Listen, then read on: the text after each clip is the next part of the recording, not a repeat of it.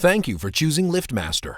This video will explain what diagnostic code 42 means and how to correct a gate operator that won't run on battery backup.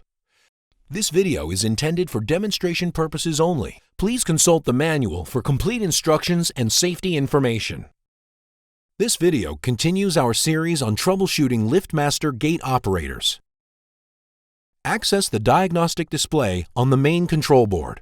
Diagnostic code 42 means there was no battery detected when the operator was powered up. This can happen if you connect AC power before you connect the battery. It may also be due to a problem with the wiring harness or a blown fuse. When you have a 42 diagnostic code, you or your customer may notice that the operator won't run on battery backup, but runs fine with AC power. Try these steps to resolve the issue. Before servicing the product, disconnect power to the operator.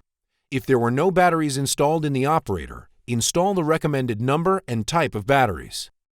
If batteries were installed, unplug connector J15 and measure the voltage coming from the batteries. Refer to your wiring diagram for the correct pins. A 12-volt system should measure at least 12 volts. A 24-volt system should measure at least 24 volts. If there is no voltage coming from connector J15, either the batteries have failed and need to be replaced, or the wiring harness needs to be replaced. Check the battery fuse and replace if necessary. Be sure to connect the batteries before connecting the AC power. Replace the control board if all else fails. When you reconnect power to the gate operator, the diagnostic display should no longer show code 42 if the problem has been resolved. When you finish servicing an operator, be sure to access the diagnostic code history and clear it.